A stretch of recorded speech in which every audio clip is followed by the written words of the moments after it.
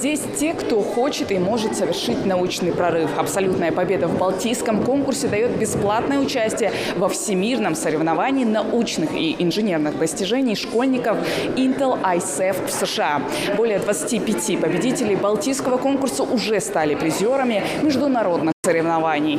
Но этих ребят интересует вовсе не приз. Ими движет сопернический дух, но и желание получить дополнительные баллы на ЕГЭ за участие в конкурсе. Проекты самых разных направлений, и большинство ребят выбрали те, которые улучшат уровень жизни нашего региона. Как только мы запускаем сюда грязную воду, то мы получаем на выходе чистую питьевую воду, которую можно пить.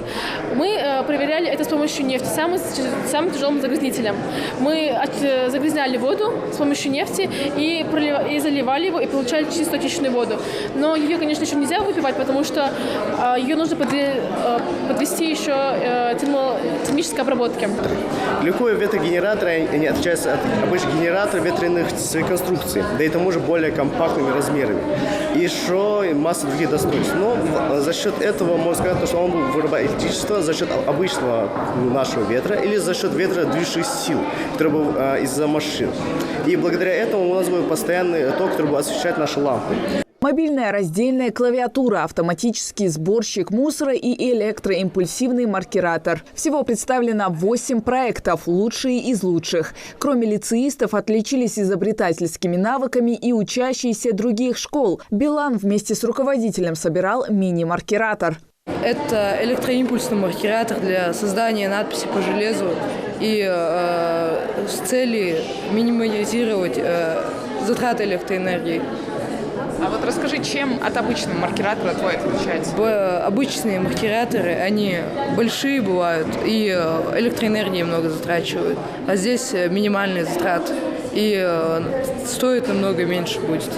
Своеобразная ярмарка научных открытий. У Балтийского конкурса много вузов, партнеров и спонсоров. Так юные изобретатели смогут получить финансирование и масштабирование, если их проекты привлекут внимание. Я попытался своими вопросами вывести наших участников немножко из зоны комфорта и заученных текстов.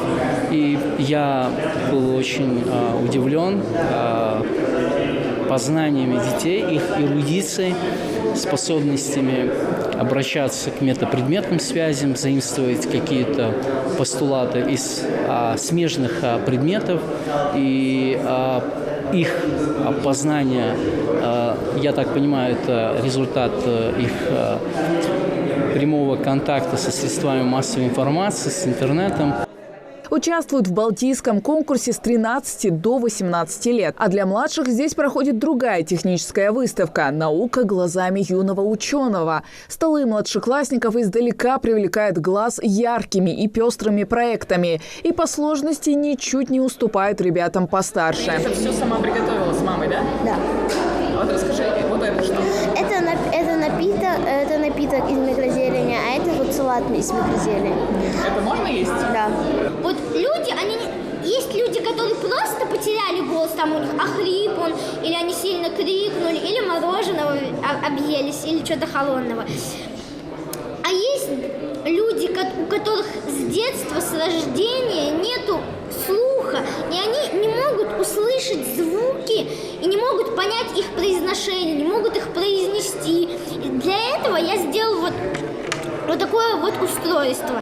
Участники воплощают свои мечты, знакомятся с единомышленниками. А в неповторимой атмосфере науки и инноваций желание двигаться дальше. В этом году у нас, что я хотела бы отметить особо, это то, что с каждым годом количество заявок, количество желающих участвовать в данном фестивале растет. У нас в этом году, если в прошлом году участников было около 96, то в этом году 156 участников, и диапазон охвата учащихся, он более шире и шире. Здесь практически со всех районов нашей республики дети приехали. Несмотря на погоду, я так переживала сегодня с утра из-за погоды, но несмотря на вот эти погодные условия, дети приехали и хотят, горят принять участие.